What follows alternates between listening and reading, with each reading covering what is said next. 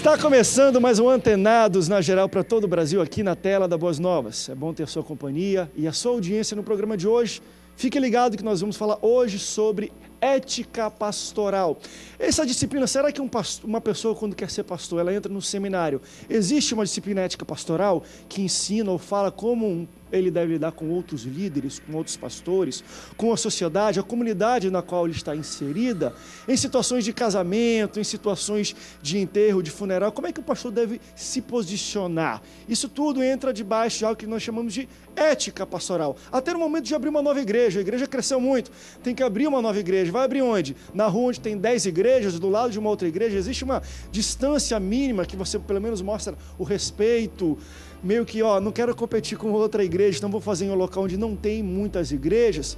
A ética pastoral aborda muitas coisas, nós vamos debater sobre elas hoje aqui no Antenados na Geral. Você pode participar conosco. Durante o programa aqui embaixo vamos colocar os contatos para você interagir. E também, claro, pode participar e assistir de qualquer lugar do mundo pela internet. Acesse www.boasnovas.tv. Poderá assistir no computador, no seu celular, no seu tablet. Também pode baixar o aplicativo da Rede Boas Novas para iPhone e Android. E aí, além de assistir ao vivo, pode ver os últimos 50 episódios do Antenados na Geral e fazer busca por temas direto do seu telefone e aprender um pouco mais sobre o dia a dia da vida cristã e também o que está inserido dentro da Bíblia. Para falar um pouco sobre ética pastoral, temos aqui convidados internacionais. Eu recebi ele que é pastor deixa eu ver se eu falo certo, da Iglesia Nueva Vida, da Calvary Assembly of God, na Califórnia. Pastor Paulo Rosa, grande amigo. Seja bem-vindo, pastor, ao Antenados na Geral. Muito obrigado, é um prazer muito grande para mim estar aqui, pastor André, com você nesse programa. E é um tema muito interessante, eu estou aqui vibrando. Como seria essa introdução em espanhol? Hermano Andrés, é um tema muito grande, é muito importante e eu creio que será de grande bendição e de interesse e edificação para o corpo de Cristo e para o ministério. Tá vendo? Você que está vendo na internet já aprendeu tudo aqui, é internacional mesmo. Eu também recebo ele que é pastor da Assembleia de Deus no Fonseca, em Niterói, pastor Celso Brasil. Pastor Celso, bem-vindo ao Antenados na Geral. Que bom, irmão André, pastor André, está uma vez mais aqui, para participar do programa Antenados na Geral e poder contribuir. Pastor, você entende que essa questão ética pastoral tem que ser uma coisa, de fato, muito bem entendida nos pastores, ainda mais hoje em dia, no momento de abrir uma igreja, no momento de receber um membro, saber a procedência dele. Tem muita coisa envolvida nisso, não concorda? Com certeza, pastor André. E a gente vai debater sobre tudo isso hoje também com ele, que é conferencista, jornalista, presidente de honra da Assembleia de Deus, Centro Missionário Cristão em Teresópolis, pastor Jeremias do Couto. Pastor Jeremias, bem-vindo ao Antenados na Geral. Lembre-se que a gente está falando um pouco sobre ética, eu falei, vou marcar um programa sobre isso para a gente debater, porque é um tema muito vibrante. Seja bem-vindo, pastor. Muito obrigado, André. É muito bom estar aqui de volta com os amigos que a gente faz tempo que não revê. Pastor Paulo Rosa. Se a minha esposa estiver assistindo em Teresópolis, certamente vai ficar muito feliz, porque foram contemporâneos em Pindamonhangaba, meu amigo Celso Brasil. E eu creio que o tema vai ser quente. O assunto é sério, polêmico e relevante e extremamente necessário. E a gente já pode começar, você pode participar conosco, mande a sua pergunta, já tem muitas pessoas na internet nos questionando. Eu quero iniciar, pastores. Só para, quando, de fato, vocês foram convidados para participar do Antenados na Geral, e nós falamos, olha, o tema é ética pastoral. O que vem em mente para vocês? Porque quando nós falamos de ética pastoral e jogamos a pergunta na internet, nós recebemos perguntas do tipo, olha, quando o pastor vai construir uma igreja, deve construir onde? Até nessa questão de onde se construir uma igreja, sem muito aspecto, até perguntas do tipo, olha, teve um casamento que uma pessoa, o pastor falou assim, falem agora, cale-se para sempre. Uma moça levantou e falou um monte de coisa, saiu correndo, o pastor não fez mais o casamento. Parece que abrange muita coisa isso. Isso é algo, a ética pastoral, que se aprende no dia a dia, no campo missionário, ou existe, de fato, às vezes, no seminário, no estudo, um currículo onde se fala assim, ética pastoral, onde se ensina passo a passo como deve lidar no funeral, como deve lidar numa mudança, como deve lidar para receber um novo membro. Como é que um pastor aprende a ética pastoral? Para minha pergunta? Pode começar. Ótimo, vamos começar. Bem, eu diria que existe aquela famosa frase que a gente usa, a teoria na prática é outra. Ou seja, a gente aprende no seminário. Geralmente os seminários... Você tem sobre essas situações no geralmente dia a dia? Os seminários têm essa disciplina, ética pastoral, teologia pastoral, ética ministerial, às vezes com nomenclaturas diferentes, mas existe a matéria. Agora, só a prática, só o dia a dia, só no relacionamento é que a gente vai realmente sentir se aqueles princípios, eles fazem sentido, se eles podem ser usados em determinadas situações ou em outras situações. Eu diria que prática é o desafio de todos os pastores, de todos quanto lidam com a área ministerial. E aí surgem as questões, digamos, pragmáticas, né? Como você mencionou, abrir uma igreja em frente a outra, isso é correto, isso é legítimo, isso é ético, não importa se é de denominação diferente. Você receber uma pessoa que foi disciplinada de uma outra igreja por problemas morais ou por às vezes eu acho que ou coisas do gênero. Se constrói tipo, conselhos, convenções, alianças, às vezes para regulamentar situações que nem essas, que às vezes é algo que é mesmo, meio que subentendido. Como é que deve lidar mesmo no real? Não se tem um estatuto, vamos dizer assim, que diz isso, a não ser que você participe de um conselho e as pessoas que estão naquele mesmo conselho ou convenção, nem sempre também, às vezes, respeitam todas as situações de abrir igreja, como receber uma pessoa daqui e por aí vai. A gente vai chegar, vou querer tocar ponto a ponto se é interessante sim ter conselhos, pessoas que regulamentem tudo isso, ter uma distância mínima. Eu lembro do tempo que se tinha, parece que era 1 quilômetro, 3 quilômetros, para abrir uma igreja de outra, dependendo do conselho da convenção que participava, para regulamentar e organizar um pouco a situação. Mas deixa eu ver um pouco do pastor Paulo também, que ele, enfim, além de ter trabalhado muito tempo, vamos dizer assim, até hoje em campo missionário, lidar com várias culturas diferentes, brasileiros, hispanos, americanos. Se a gente botar em porcentagem, quantos por cento da ética pastoral é aprendida fazendo e quantos é na sala de aula? 90% talvez seja no dia a dia mesmo, que você lidar com a situação e fala, bem, eu lembro da minha aula, mas aqui é um pouco diferente. Tem como colocar isso na balança e saber o quanto por cento é prática e quanto por cento é aprendizado, é sala de aula? Olha, eu estava lendo um livro sobre isso há alguns anos atrás, diz que 93% das coisas que praticamos no ministério, nós aprendemos na prática e 7% simplesmente aprendemos na escola. Nós fomos aos seminários, hemos estudado em algumas escolas e é interessante, 93% do que aprendemos nunca poremos em prática e 7% só que aproveitamos. E um dia, eu queria falar uma coisinha, um dia eu trabalho com gente muito simples, gente de 19 diferentes nacionalidades. E gente do campo, alguns que têm educação, outro meia educação. E é interessante como eles julgam a ética. Um dia eu falei para um rapaz, olha, você precisa ter ética. Ele falou, olha, pastor, eu não conheço ele não, mas a hora que eu tiver dinheiro eu vou comprar. Eu disse, não, é verdade. A minha sogra, ela costuma dizer o seguinte, disse que um crente sem ética parece um incrédulo. E o incrédulo que tem ética, que tem educação, parece um crente. Então é interessante que esta parte é muito importante na vida do pastor, né? Na minha praticidade de ministério, no meu diário viver, eu tenho visto que a ética é muito importante, independente da cultura, independente do país, a nação, o lugar onde você está. Princípios é muito importante para os objetivos. Você fala alguma coisa, pastor? Sim, não, eu concordo com o pastor Paulo e sobretudo porque ele lida lá com 19 diferentes nacionalidades. Você é estado lá comigo. Não é fácil, não. Claro, você é estado na Califórnia. Claro, eu conheço o trabalho. E quando às vezes a gente fala do mundo hispano, a gente pensa que todos os hispanos são iguais. E a experiência dele demonstra que são culturas diferentes. E às vezes há termos, só para exemplificar, há termos em espanhol que num país significa uma coisa e no outro país significa outra. Xingamento e Ou aqui seja, é uma coisa boa. São culturas diferentes. O pastor tem que saber, em cada situação dessas, não é, como instrumentalizar essa ferramenta, que é a ética, para lidar com cada tipo de cultura, com cada tipo de situação. Às vezes, uma coisa que é normal numa cultura, na outra não é normal. Uma coisa que é normal, por exemplo, aqui no Brasil, numa região, nós também temos essa diversidade muito grande, e isso, meu caro amigo André, isso você pode ter todos os compêndios de ética, e claro, os princípios são válidos, são necessários, mas é a partir deles que você vai na prática vivenciá-los e aprender sobre como tomar uma atitude nessas situações. Pastor Celso, me parece que essa questão de ética, quando a gente fala de ética, a gente pontuou um pouco de teoria e prática. Ética se parece muito com uma palavra teórica. Quando eu vou para a palavra prática, e aí falando no português popular, a gente fala um pouco assim, jogo de cintura. O pastor tem que ter muito jogo de cintura para lidar com as situações diferentes.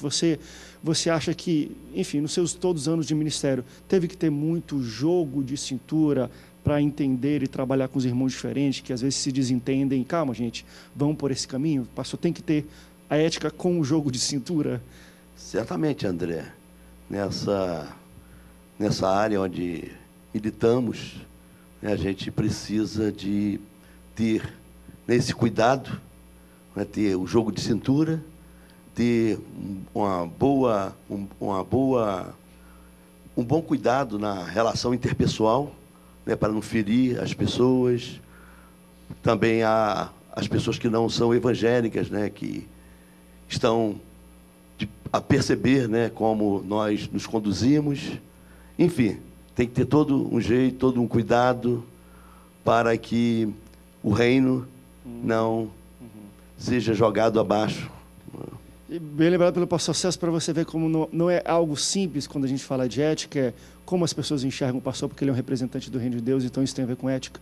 Tem a ver aqui, eu vou pegar uma pergunta, a gente vai para um rápido intervalo, e aí daqui a pouco eu vou querer voltar, porque tem uma pergunta muito interessante. Uma pessoa falou, olha, eu fui para o gabinete do pastor, e aí eu e minha esposa, nós, né, expomos os nossos problemas, falamos, no outro domingo ele estava pregando sobre a gente, só não mencionou o nosso nome. Até nisso, na hora de trazer uma mensagem, até que ponto o pastor pode ser inspirado pelo gabinete dele, tirar aquilo como exemplo, mesmo não mencionando o nome de ninguém, falando quem é, mas ele falou, André, eu fui, ele falou o nosso caso, não tocou no nosso nome, talvez ninguém poderia saber que era a gente, mas ele pregou o nosso gabinete. É ético é um constrangimento. Ou é antiético da parte do pastor? Porque quando a gente também fala de ética, a gente vai entrar um pouco agora nas novas leis. Porque hoje, se você constrange um membro, fala assim, porque algumas igrejas têm esse tipo de liturgia. Assédio moral. Pecou, não sei o quê, vai lá para frente e pede perdão na frente de todo mundo. E aí, irmão, eu fui desligado da igreja porque eu fiz isso. Algumas igrejas ainda têm essa prática. Pela lei brasileira, esse constrangimento é passível de ação judicial. Então, será que as questões de ética pastoral também vão de acordo com as mudanças de leis brasileiras? Vamos para um rápido intervalo, daqui a pouco a gente volta. Não saia daí, o Antenados volta já já.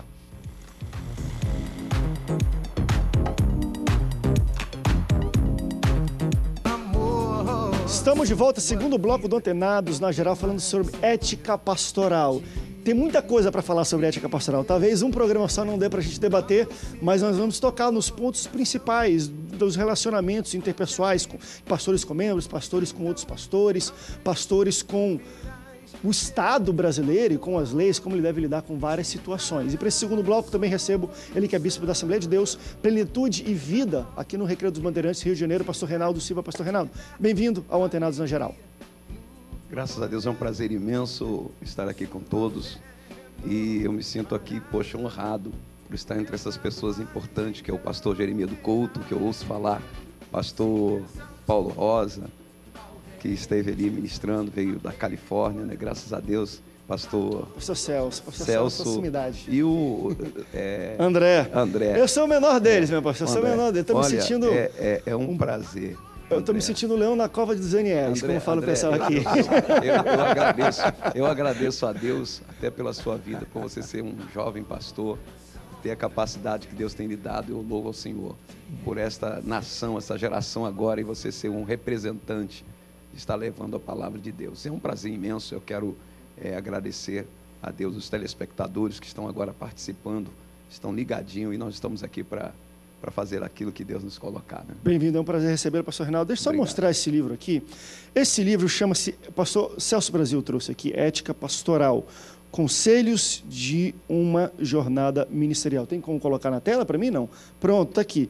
Se vocês deixar aí na tela, deixa eu virar aqui o livro, porque, olha, esse aqui é fera, hein? É um livro escrito por João Colenda Lemos. Foi falado do Ibade aqui, fundador do Instituto Bíblico da Assembleia de Deus, hoje descansa com o Senhor. Tenho, quem sabe, talvez o orgulho e o prazer de poder falar que é meu avô, e ele é uma pessoa que ensinou muitos pastores o caminhar e a ética pastoral, o tema que nós estamos falando um pouquinho hoje aqui no Antenados, e que saudade só de falar do nome dele. Deixa eu vir para a pergunta aqui, e eu acho que eu aprendi muito com ele também, era um moleque pequenininho ali na Casa Branca, que chamava ali na casa do Ibade, e eu aprendia no dia a dia lá, ele ensinando os pastores, até ria muito, de uma maneira até bem humorada, ele ensinava muitas coisas, e coisas do tipo dessa que nós vamos abordar. Uma pessoa que nos pergunta o seguinte: olha, o que vocês acham de um pastor que usa o seu exemplo na pregação? Fui fazer um gabinete junto com a minha esposa, com o nosso pastor, para os problemas que estávamos vivendo. E no outro domingo, ele, sem mencionar, claro, o nosso nome, usou o nosso exemplo inteirinho na pregação dele. Eu fiquei muito constrangido. Como um pastor deve tratar situações assim? Deveria pedir a minha permissão ao mencionar um problema na igreja? Quem sabe ele queria pegar aquilo e usar como exemplo e ligar: irmão, você teve gabinete, posso ter sua permissão para falar? Não vou mencionar o nome, vou manter aí a identidade de vocês preservada, mas é um bom exemplo que eu queria botar hoje na pregação. Como é que um pastor deve lidar? E eu vou começar com o pastor Renato, que chegou agora conosco aqui, mas numa situação dessa. Teve o gabinete, existe a ética da confidencialidade num gabinete. As pessoas abrem as vidas e às vezes ficam constrangidas ao ver ela sendo exposta, mesmo que não mencionando seu nome, mas ela sabe que é a vida dela na frente do púlpito. Como é que o pastor deve lidar com essas situações? Ele quer usar, quem sabe, poderia ligar e falar: querido, eu quero usar o seu exemplo. Pode se aceitar uma situação dessa? Muito bem. O pastor na igreja, ele é uma pessoa que ele tem a confiabilidade dos membros da igreja. E a ética, até pelo fato de que quando nós assumimos uma igreja, você sabe que vai tratar com pessoas de todas as camadas da sociedade e de situações que vêm do mundo. A pessoa vem completamente quebrada, fragmentada, com situações que ela vai levar ao pastor. Eu posso citar aqui uma situação que aconteceu sem comigo. Mencionar o nome. Não. Sem mencionar o nome. Há alguns anos atrás, eu era pastor auxiliar, e existia aquele tempo, aquela época da exclusão, né, que se tratava a pessoa tinha até medo de confessar, porque hoje tem muitas pessoas acumulando pecado sobre pecado, porque ela não tem confiança no líder. Porque uma pessoa, quando confessa, ela conversa com o líder trata com ela se sente livre. Então, agora, se o líder chegar no altar e levar a situação, ele vai constranger essa pessoa. E isso até é perigoso, até pelo fato do que a pessoa pode sofrer, o líder pode sofrer até uma pessoa entrar na justiça. Isso, a gente falou tá isso. Certo? Uhum. A pessoa pode entrar na justiça e ela acionar isso. Eu creio que o pastor ele tem que ter esse cuidado. Ele tem que ganhar a confiança da igreja, abraçar a igreja e os membros se sentirem seguros quando, uma vez que ele passou para o pastor uma situação da vida dela. Então, conforme a pessoa passou uma situação para mim, eu levei ela a 30 dias de oração comigo, de manhã, na igreja, para resolver o problema, porque a situação era grave aos olhos. Se você chega para a igreja espanar, essa pessoa está crucificada, porque nem todos veem como o senhor, como eu vejo a situação. Nem todos estão preparados. E aquela pessoa fica, como se diz o nome, queimada diante da comunidade. Até porque a gente fala de igreja, mas vamos falar de programa de televisão. Já teve um pastor grande amigo meu que ele falou: André, eu usei uma vez num debate aqui no Antenados um exemplo de problemas na minha igreja. Então ele estava aqui no Antenados e falou: André, como tem um membro na minha igreja, e aconteceu isso. Ele falou: André, quando eu cheguei na igreja do domingo, todo mundo perguntando quem era. Porque aí eu falei: meu Deus, não era para eu ter mencionado, principalmente na televisão. Mas é algo, porque quando você também fala alguma coisa e às vezes é muito grave, a pessoa já fica assim: quem será que é essa pessoa que o pastor está falando? Causa constrangimento mesmo. Aí tem uma situação bastante peculiar, André, é que igreja é uma família. E, geralmente, às vezes o pastor pode pensar que as pessoas não saibam, mas as coisas começam a se espalhar. Geralmente, o problema começa a ser discutido entre os membros. Então, se aquele casal, ou aquele membro, ou aquela membra, ou aquela membro o procura para um aconselhamento, e ele já vai no próximo domingo expor o problema como exemplo, claro, isso é muito normal para nós pregadores, não é? Nós usamos ilustrações, e às vezes ilustrações do dia a dia, não é? Só que nós deixamos de usar o nome pensando que as pessoas não sabem, e de repente elas sabem do problema. Ou seja, nós estamos expondo esse casal a um constrangimento, ou esse membro da igreja a um constrangimento, de maneira que esse comportamento não é um comportamento adequado. O pastor, ele é como um psicólogo, ele é uma pessoa que tem que ter os ouvidos abertos, mas tudo quanto ele ouve tem que descer para o coração. Há coisas que ele não pode compartilhar nem com a esposa, não é, reverendo Paulo Rosa? Nem com a esposa, concordo. É um problema dele com ele mesmo, e é por isso, André, que é muito recomendável que os pastores também tenham os seus mentores. Por quê? Porque nós vamos acumulando os problemas dos outros e não temos com quem expor os nossos problemas. E chega um momento que o elástico estica, estica, estica, estica, e ele arrebenta, e você não sabe por quê. E o problema é exatamente esse: você acumula os problemas que você ouve e você não tem com quem compartilhar para você também desabafar. É um mentor. Nós pastores, precisamos de mentores. Então, eu creio que é uma falha você usar os exemplos da própria igreja, da própria membresia, para ilustrar a sua mensagem. Você tem que buscar na vida a prática, não é, pastor Paulo? A prática lhe dá esses elementos. Não é? A prática lhe dá essas ilustrações. A prática lhe dá esses recursos. Se você vem, como esse pastor que veio para cá e disse, um membro da minha igreja, meu irmão, ele não podia esperar outra coisa do domingo seguinte. Olha, eu gostaria... Pois não, pastor Celso. Tem até um caso muito interessante, o Jeremias e o Paulo conheceram, né, eu falar assim, contar o milagre sem dizer o nome do santo, né? Foi por um tempo, né, esse pastor já está com Jesus, era um pastor abençoado, mas ele era muito engraçado, ele tinha sido artista de circo. Conhecido. Lembro. E teve um caso na igreja, aquele tempo que a pessoa ia na frente para pedir perdão, para se reconciliar. E era, no caso, uma irmã. Ela tinha cometido lá uma falha. E no dia do retorno dela à comunhão da igreja, o pastor a chamou, vem aqui na frente. E ela, muito envergonhada, levantou-se, cabeça baixa. Ele falou, levanta a cabeça. Na hora de pecar, não tem vergonha. Agora, aí disse, você não matou, não roubou? E disse o pecado. Enfim. Então, isso mexe, né, com o brilho, o sentimento da pessoa, e vergonha. Que é uma pergunta interessante, eu vou querer vir primeiro para São Paulo, depois eu vou trazer isso para a mesa.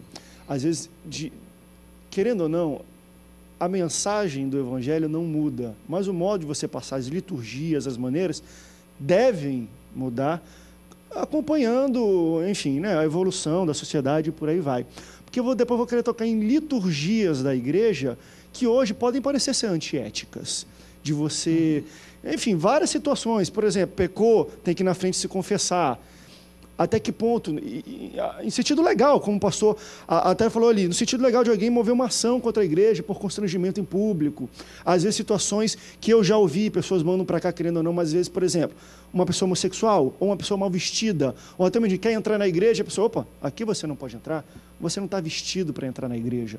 Que é uma coisa que eu já debati muito aqui no Antenados, mas pode parecer antiético, você está proibindo uma pessoa de entrar na igreja pelo jeito que ela está vestida, e outras coisas mais que a gente entende como, talvez, liturgia, usos e costumes, mas nós temos que entender até que ponto isso rompe o limite da ética para a gente não deixar uma pessoa ou outra entrar dentro da igreja. Mas desculpa, pastor, se você vai falar alguma coisa, depois eu vou querer voltar para esse debate. Eu creio que esse tema está interessantíssimo. E também é um prazer para mim aí o bispo, viu? Esse tempo que estivemos com o senhor, também o pastor Jeremias e o Celso que me ganhou para Jesus, viu? Eu sou fruto do trabalho dele. Mas eu gostaria de dar meu parecer básico. Eu creio que existem duas formas para lidar com esse assunto. Primeiro, se o assunto foi privado, e o outro, se o assunto foi público. Se você tem um gabinete pastoral e o assunto nada sabe, eu creio que as pessoas devem pedir, olha, eu posso compartilhar sem citar nomes? porque foi um assunto privado, uma experiência privada. Inclusive, a Bíblia fala, no livro de 2 Coríntios 1, 3 e 4, diz que com as aflições que fomos consolados, as consolações que recebemos da aflição, isso vai servir para nós edificarmos outras pessoas. Há feridas que ferem, outras curam, como as feridas de Jesus. Agora, a segunda coisa, se o assunto é público. Se afetou a comunidade, se afetou a comunidade, então, outro caso, né? Trouxe escândalo à comunidade. Exato. Então é bom que haja um esclarecimento, mas de toda maneira o pastor, ao transmitir uma coisa boa ou má, deve ter ética, deve ter princípio e deve saber como comunicar. Não é verdade? Para não se tornar um problema sério, como aconteceu de 3 irmãos que resolveram confessar suas faltas, não? E um disse, olha, eu tenho um problema de imoralidade. O outro disse, ó, eu tenho um problema de pegar a coisa dos outros. E o terceiro não quis falar qual era o problema dele. Então, ele disse, não conta para nós. Então, ele disse, ok, vou dizer. É que eu tenho um problema de... Eu não consigo guardar segredos. Era fofoqueiro. Então já era. Todo mundo dançou aí no problema. Então, mas é interessante. Como estamos aprendendo hoje aqui. Essa questão que ele menciona aí da coisa pública já é um outro lado da moeda. Né? Se o problema é público, né? Se o problema envolveu terceiros, né? Então aí você já entra numa dimensão. E uma coisa muito interessante que eu acho que as igrejas precisam fazer hoje, pastor André e caros colegas, pastor Bispo Reinaldo, quando um novo membro vem para a igreja, tanto de uma outra denominação quanto aquele que se converte, passa pelo batismo, é que ele tem uma classe de membresia. E ao final disso ele assina uma declaração de propósitos. Ou seja, a igreja tem os seus propósitos, a igreja tem lá os seus princípios, a igreja tem lá suas normas, e ao final disso ele assina, ele se compromete, de modo que isso tanto resguarde o membro, quanto resguarde a igreja e o pastor da igreja na aplicação das normas assinadas, dos princípios assinados na declaração de propósitos. Eita, vamos fazer o seguinte, vamos para um rápido break, daqui a pouco a gente fala um pouco sobre isso, e eu vou querer entrar não só nesse tema, estamos começando a ficar um pouco até teórico na igreja, assine aqui, querido, para resguardar você, a igreja, mas eu vou querer entrar também nesse assunto de estar recebendo uma pessoa de uma outra igreja. Como é que é a ética pastoral com outro pastor? Deve perguntar procedência, carta. Aqui temos vários pastores falando, André, eu tive pessoas que saíram da minha igreja rebeladas, no outro segundo eu já estava liderando outra igreja, liderando casais e outra coisa mais. Tive outro pastor aqui que deu salário para o grupo de louvor e levou todo o grupo de louvor da igreja. E a igreja fica a 2 quadras da minha. Como é que é essa ética entre um pastor e outra, de denominações diferentes ou de igrejas diferentes, mas da mesma denominação? Vamos para um rápido break, mas antes disso, eu tenho um breve recado para você. Preste bastante atenção.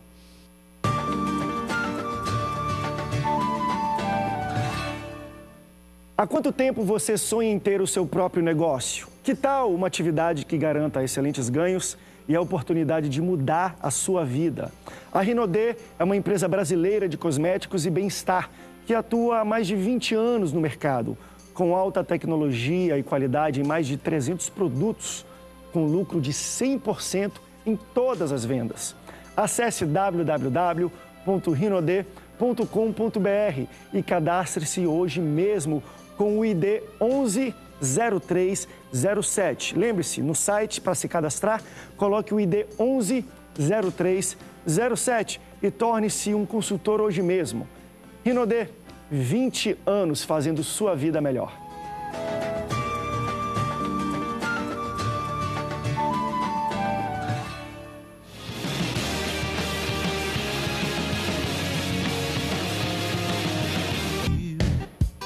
Terceiro bloco do Antenados na Geral, para todo o Brasil, estamos falando sobre ética pastoral. Nesse terceiro bloco, vou querer abordar, você está vendo que a ética pastoral, na verdade, uma coisa vai levando a outra. Nesse bloco, eu queria falar um pouco sobre como um pastor deve lidar com idas e vindas de membros. Então, vamos dizer que você tem um membro, ele se rebelou, quis sair da igreja, foi para outra igreja. É ético de um pastor pedir uma carta de recomendação? Conversar com esse membro e falar, de onde você é? Quem é o seu pastor? Cadê o número dele? Deixa eu ligar para ele para saber qual foi a sua procedência, por que você saiu, se foi por mudança ou foi por algum problema. Eu faço essa pergunta porque aqui, olha, tem um pastor que fala o seguinte, André, coloquei três 3 líderes em disciplina aqui na minha igreja. Coloquei eles em disciplina porque eles estavam um pouquinho rebeldes. Porém, com 2 semanas de disciplina, eles já estavam em outra igreja exercendo cargos. E essa igreja é pastoreada por uma pessoa que é conhecida minha. Fiquei triste, pois o pastor que eu conhecia nem me consultou sobre eles, pedindo uma carta de recomendação, qualquer coisa. Eu, pessoalmente, aquele pastor pessoalmente foi até o amigo dele e falou tudo o que tinha acontecido com esses 3 membros. Na nossa linguagem, deu uma torrada.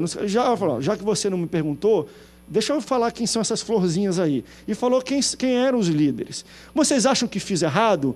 Tive falta de ética em expor a vida das pessoas? Ou vocês acham que eu deveria ficar calado e deixar o problema estourar na mão daquele pastor que nem pediu a minha recomendação? Olha só, isso não acontece pouco não, tá? A pessoa, o pastor que recebeu, porque há um tempo atrás, a junta examinadora, porque se cria na igreja, uma junta examinadora que vai até aquela igreja. Quando um membro é recebido em nossa igreja, geralmente há uma junta examinadora que vai lá, uma pessoa que vai saber como foi o comportamento daquela pessoa naquela igreja. Porque, querendo ou não, quando uma pessoa sai da igreja por rebeldia, o pastor está se livrando de um grande problema e não sabe. E o outro está pegando um abacaxi na igreja dele. Então, meu amigo, eu creio que aí o pastor também se expõe. Porque se expõe dele ir lá para falar, porque disciplinou e tal, e tudo isso, porque as pessoas não querem saber. Até pelo fato de que há um tempo atrás se via o corpo da igreja de membros, né? Hoje nós temos um regimento interno na igreja. Quando a pessoa chega, ela tem que pegar esse regimento interno e lê-lo. Uma declaração de propósito. Justamente como o pastor Jeremias do Couto acabou de falar sobre a questão do que a pessoa assina. Eu cobro isto com relação à pessoa que chega, tem um estatuto da igreja, tem um regimento interno da igreja. Agora, é difícil até pelo fato da pessoa ser uma pessoa talentosa. Ela é tão talentosa que às vezes ela quer ser superior ao pastor da igreja. E quando uma vez ela tem que se submeter à autoridade espiritual, ela conquista no meio da igreja, no seio da igreja, um certo domínio. E é que até para o pastor disciplinar uma pessoa como essa se torna difícil. Agora é uma situação complicada, viu, André? Porque existe aquele ditado que diz: pau que dá em Chico, dá em Francisco. Correto? É isso aí mesmo, é por aí mesmo. Às vezes há pastores que, de propósito, eles não dão a carta de recomendação. Correto? Eles não dão. Por exemplo, isso é comum dentro de uma denominação. A Assembleia de Deus, ela cresceu assim: carta de mudança e recomendação. Eu creio que a Igreja Batista também tem esse padrão, esse procedimento. Mas, em se tratando de uma denominação para outra, isso não é regra. Porque são denominações diferentes. Da mesma fé, não é da mesma ordem. Isso não é padrão. A igreja recebe e ponto final. Por aclamação, né? Por aclamação. Na nossa já igreja, chega e já senta, não tem. Na nossa igreja, alguns procedimentos desses, nossa igreja, na modernidade, tem que ser apagado. Para dar um exemplo, na nossa igreja em Teresópolis, nós estabelecemos um princípio. Você veio de uma outra denominação, então você tem que passar aqui 2 meses, né, fazendo essa classe de membresia. Você vai ao seu pastor, pede a ele uma carta de recomendação. Agora, se ele não lhe der, né, nós vamos acompanhar o seu procedimento durante esse período, e depois desse período você se torna membro da igreja. Porque é uma área muito subjetiva, muito ampla, que existem vários aspectos diferenciados que você precisa levar em consideração. E aí voltamos àquele ponto, para não andar em círculos, não é? É a prática que vai determinar. Mas deixa só para a gente também pontuar ainda essa pergunta, porque nós estamos falando de vários casos separados. Esse caso aqui, embora eu entenda que o posicionamento do pastor que recebe, que a gente não está falando de membros, a gente está falando de líder. Ele está falando que 2 semanas depois estava na outra igreja exercendo cargos de liderança. Exato. Não, é um caso específico. Por isso ele falou assim: André, por isso me senti, não à vontade, mas fui até lá Porque eu acho que, no caso de um membro que sai da igreja porque foi disciplinado e vai para outro e o pastor não pede, eu acho que, de fato, os líderes, não vou lá ficar falando membro, depois vai falar que eu estou queimando, entra naquela coisa da ética até de lei. Poxa, veio aqui para falar mal de mim, da minha moral, eu vou botar na justiça. Até isso. Agora, quando ele era líder numa igreja, está em disciplina como líder nessa igreja, e vai para outra igreja já exercendo cargo de liderança, vocês acreditam que é obrigação do pastor da igreja, pastor que disciplinou, chegar lá e falar, olha, já que você não veio me perguntar, deixa eu falar quem são essas pessoas que você colocou como liderança aqui, o problema que elas me deram. Pastor André, eu gostaria de frisar uma coisa. Ontem eu estive falando com o bispo, falando o seguinte, falando que a maré está tão baixa no ministério que qualquer porco de gravata é chamado de ministro. Existem dois tipos de obreiro. Primeiro, existe obreiro que se equivocaram e existe obreiros com defeito. O que se equivoca, você aconselha, ele muda. Mas obreiros com defeito não tem jeito, não aprende. Então é melhor longe de você do que perto. Porque às vezes é que é Deus que está movendo a pessoa. Não, eu vou sair, você não saiu. Quando alguém sai da minha igreja, você não saiu. Foi Deus que removeu você. Você não se encaixa aqui. Agora, outra coisa, eu tenho visto lá na América, isso eu estou falando da América também e do Brasil, que isso me choca muito, porque eu tenho visto um espírito de prostituição eclesiástica. Você encontra, no meu tempo, eu aprendi com o meu pastor, a pessoa ser fiel à sua igreja, a estar firme na igreja, no ministério, na obra do Senhor. Hoje em dia tem pessoa, você vai buscar o histórico de muitos obreiros, já passou por tudo quanto é religião, e aquele que deu mais foi aquele que ele ficou. Então, eu tenho essa dificuldade, eu creio que hoje, abordando esse assunto, podemos, na raiz desse mal, arrancar e ajudar essas pessoas que estão em conflito, que estão sabendo o que eu faço, para saber se estão com defeito ou estão equivocados, e tomar uma atitude correta e começar a andar direito, no nome de Jesus. Isso depende. Eu acredito que o pastor agiu de forma correta, embora ele não tenha essa obrigação. Mas enxergando o reino de Deus, não é, porque o reino de Deus cresce, É isso mesmo. né, dessa forma, da forma correta, com princípios. A gente recebe por admissão pelo batismo, carta de transferência, ou quando é entre igrejas de denominações diferentes, por aclamação, mas eu sempre, quando não tenho uma carta de recomendação, de referência, eu pelo menos ligo para o pastor. Esse deve ser o procedimento. Sim. E a respeito daquela pessoa que estou recebendo, e sempre peço também que essa pessoa, se não vai vir com carta, que vá ao pastor e saia com a bênção. Porque ela vai sair debaixo de uma proteção, de um guarda-chuva, e entrar embaixo de outro. Mas ela tem que sair com a bênção. Se ela não sair abençoada, se ela lá era problema, ela vai ser problema aqui conosco. Vai mudar o problema. Não é? E essa atitude, né, desse pastor que recebeu, eu reprovo completamente, porque a igreja não é business, não é negócio. Não é uma atitude que deve ser reprovada desse pastor, porque, na verdade, o que está acontecendo hoje, como ele mencionou agora há pouco, né, a questão é de prostituição, gostei da expressão, prostituição eclesiástica, a falta de respeito. Eu já tive esse problema em Teresópolis, não vou mencionar em que situação, mas o problema eu tive, não é? E isso traz desgaste, traz desconforto. Agora, quando você recebe de uma outra igreja, e aí entra numa situação que ele mencionou agora há pouco, de você se encaixar, não é? Nós temos de entender que, e você mencionou agora há pouco a questão de liturgia, vai entrar no assunto, não é? Podemos, já está dentro disso aí. A questão de se encaixar, às vezes você não se encaixa num tipo de administração. Perfeito. Você não se encaixa num tipo de liturgia, digamos assim. É isso mesmo. Vamos falar da realidade brasileira. Uns gostam mais, falamos aqui num programa passado, né? Uns gostam mais do reteté, outros gostam daquele culto mais... mais racional? Outros gostam daquele culto mais silencioso.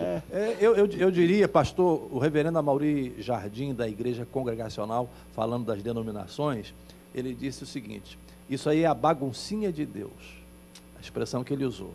Isso aí é para não deixar as pessoas indesculpáveis em relação ao Evangelho. Se você não se dá bem aqui, você tem onde você se dá bem. Agora, que isso seja feito de maneira ética, não é?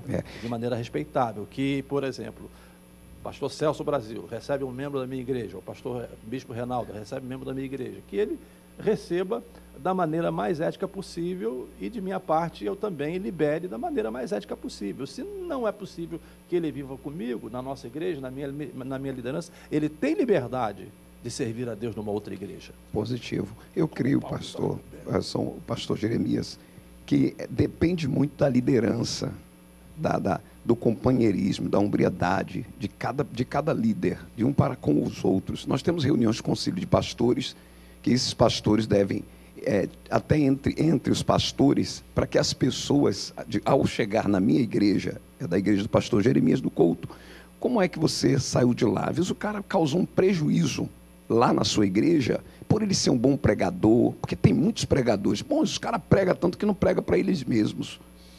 Você está entendendo? Não vive o que prega, é bom demais. É bom demais, mas o que tem aí, rapaz? Então, não estou aqui não vamos só entrar por aí, pastor.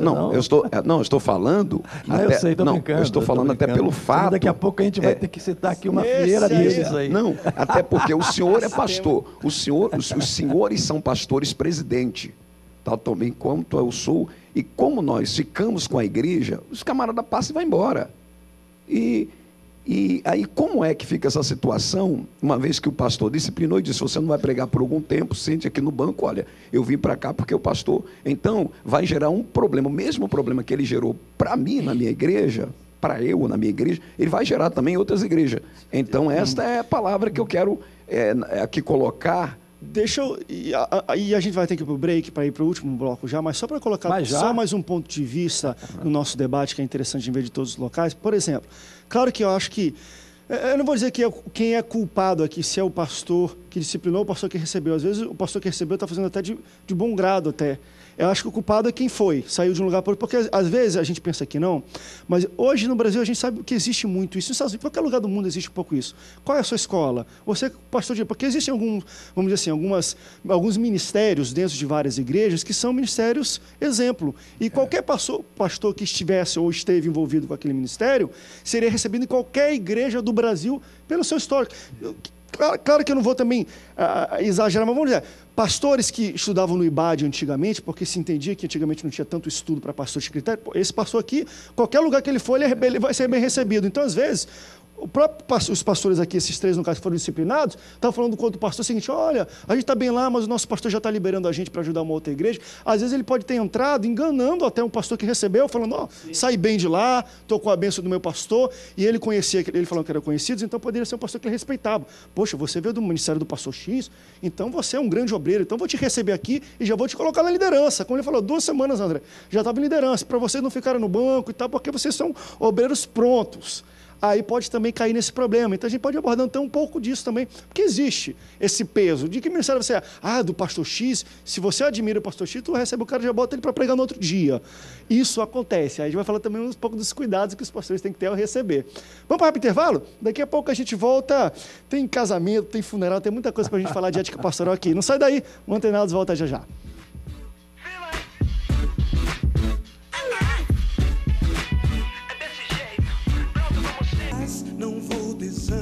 Estamos de volta, último bloco do Antenados na Geral. Já passou muito rápido, tem uma ética pastoral, tem tanta coisa para falar de ética pastoral que voou e a gente não conseguiu tocar em muitas situações. Mas deixa eu levantar uma situação bem interessante aqui. Eu queria tentar tocar em 3 assuntos, eu não sei se eu tenho tempo no último bloco, mas eu quero ainda falar um pouco sobre a abertura de novos templos, tá? Que é uma coisa muito interessante. Quando você faz parte de uma convenção, nós falamos um pouco de convenções, ou concílios, ou alianças, ou conselhos, enfim, que existe todo um regimento de, olha, você vai abrir uma igreja que tem uma distância mínima de uma outra igreja que é do mesmo conselho, ou da mesma convenção, que não sei, existe todas umas... regras subentendidas, né? Não é crime uma pessoa abrir uma igreja do lado do outro, mas não é recomendável. Mas, enfim, para quem mora hoje no Brasil, aqui no Rio de Janeiro, então você vai para cá, tem às vezes 3 igrejas parede com parede. A minha pergunta é, como é que vocês entendem a ética pastoral no momento que cresceu a igreja, temos que abrir um novo templo? Onde é que vai ser esse novo templo? Vai ser na frente de uma outra igreja, na outra esquina, vai ter que ser um local onde não tem tantas igrejas? Como é que vocês acham que deve ser gerido e entendido essa situação de abrir um novo templo? Bem, no meu caso, eu compreendo de maneira muito clara essa questão, que você deve levar em conta a distância. Quando você abre um templo em frente ao outro, do lado do outro, é óbvio que existem situações muito particulares, por exemplo, nos Estados Unidos, já que temos aqui a presença do reverendo Paulo, que muitos templos funcionam em malls, em shoppings e coisas do gênero, e de repente tem 3 ou 4 templos no mesmo lugar, mas a acústica não complica, facilita, não há interferência. Os critérios até de poder ter estacionamento, um não atrapalha o outro. Estacionamento, etc. Agora, estamos falando de Brasil. Você abre um templo em frente ao outro. O louvor se mistura às vezes. Por mais que você tenha uma boa acústica, tem a questão de estacionamento, tem a questão do louvor, tem, por exemplo, aquele pregador que... o pregador de fogo, voz potente, e etc., que o som ultrapassa a rua. E tudo isso tem que ser considerado. Eu creio que isso faz parte da ética pastoral, e mesmo que sejam igrejas de denominações diferentes, é preciso que haja esse companheirismo. E aí, Bispo Reinaldo, pastor Celso, pastor Paulo, eu creio que os conselhos de pastores, já que estamos lidando com denominações diferentes, eles podem ser esse instrumento de facilitação. Eu faço aqui uma observação, porque eu faço em Teresópolis também, em relação aos conselhos de pastores, é que os conselhos de pastores não podem ser meramente encontros mensais para fraternidade e para tomar café. Hoje o nosso conselho em Teresópolis está reunido, a essa hora já deve ter terminado, não é? Para tratar de assuntos. Teve o café da manhã, como de costume, mas não é só para isso, é para que haja entendimento entre os pastores, haja cooperação, essas questões, por exemplo, que discutimos aqui, eles possam tratar um com o outro. Receber membros, construir novas igrejas. Né? Como é que é o membro lá na sua igreja? Como é que ele se comporta lá? Conselho. Não é? Como é que ele... Qual é a atitude dele? E em relação também a abrir. Né? Para que você vai abrir? Há um caso lá em Teresópolis, numa esquina, que tem 6 igrejas. Tem uma batista, uma assembleia, tem uma presbiteriana, tem uma do Coração de Jesus, tem outra do Santo Padre, e etc. 6 igrejas, uma do lado da outra, e uma interferindo na outra. Isso, no meu entendimento, não é ético. Não recomenda bem ao reino de Deus. Sim. Olha, eu tenho um caso, pastor, em Niterói, que eu aluguei um salão, e começamos o trabalho num bairro de Santa Bárbara, e adquirimos o terreno. Enquanto estávamos levantando recursos para a construção, uma outra denominação, que não é a Assembleia de Deus, abriu uma igreja, um imóvel já pronto, e eu reuni em assembleia e desistimos por construir nesse terreno. Esse terreno está lá, nós vamos colocar à venda, mas não para a igreja. Outros pastores querem comprar. Não vai ser para a igreja. Se a gente está saindo para não é verdade, porque a gente tem que enxergar a questão do reino de Deus. O reino de Deus está em primeiro lugar. Para você, viu? Admirável. Congratulations. Felicitações. Nem todos fazem o mesmo. Eu tenho uma igreja em Santa Ana, onde é o nosso lugar central. Eu creio que você visitou lá em Santa Ana. Temos Santa Ana, em Stanton. Fica a 14 milhas um do outro. E abri uma igrejinha pequenininha, assim, na frente da minha igreja. interessante, e o povo bem crente, sabe, bem evangelista. Sabe o que eles faziam? Eu tenho 3 cultos no domingo. Vinham para a porta da minha igreja distribuir folheto, evangelizar os membros da igreja. Eu acho isso... É um absurdo. É evangélico, é crente demais. Nós não podemos ver como igreja. concorrente, né? Nós somos parceiros do reino de Deus. Então, por isso que hoje em dia o crescimento está em perigo e o proselitismo está em evidência. Então, em muitos lugares do mundo, as igrejas não estão crescendo, sabe? Estão mudando, né? Estão havendo uma rotação. Rotatividade de uma membros. Rotatividade. E muitas igrejas novas estão começando com membros de outras igrejas e não evangelizando pessoas que não são crentes. Seria mais ou menos o que mais ocorre hoje. Olha, uma coisa aconteceu na América incrível. Mesmo. Sabe, a Crystal Cathedral é uma igreja muito famosa. Falei um pouco disso aqui. E nós ajudamos muito amigos, aí viajamos juntos com Robert Schuller, o filho, o Júnior, andando e tudo. Eles convidaram um pregador muito famoso para estar pregando lá. E nós ajudamos muito eles para vir nas nossas igrejas pregar. De repente, eles contrataram esse pregador, porque todos conheciam, a estar aí. E com todo o potencial dele, sabe o que aconteceu? Vários membros das igrejas foram para a igreja desse pregador famoso, feito pelos irmãos. Eu acho isso sem ética. Por exemplo, você ajuda os pregadores, leva a sua igreja para ministrar, ganha o coração do povo e depois abre uma obra aí para levar os membros da igreja. Isso é uma vergonha. Pois bem. Sabe, eu acho isso uma falta de ética. Essa pessoa não tem preparação. E aquilo que você semeia, você vai colher. Eu sei que isso não acontece no Brasil, mas na América. Não acontece no Brasil? Acontece aqui. Eu não vou falar nome não, porque a gente é ético. Temos o que mais acontece no Brasil hoje? Temos um minuto. Eu creio que dentro disso tudo aí, a questão ética da igreja, há um tempo atrás, nos anos 80, isso era respeitado. A igreja era 500 metros, né? Era 1,5 metro, não, era 1,5 km. Não era uma coisa estabelecida, mas era subjetivo. Mas a convenção cobrava isso. Tinha homens que...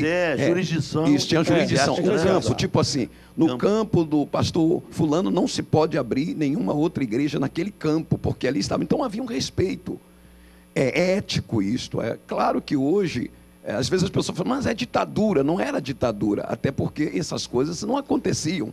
O problema hoje é que nós estamos vivendo uma realidade diferente. Por exemplo, uma cidade como o Rio de Janeiro. Você não pode pensar a realidade do Rio como jurisdição eclesiástica. E a gente tem 20 segundos. Agora, tem que ter o mínimo de respeito, de consideração. E eu concordo. Na hora de abrir uma nova igreja. Só para a gente terminar, tem 10 segundos. E eu até acredito que pode até existir jurisdição, mas que todos respeitem. Porque às vezes o presidente...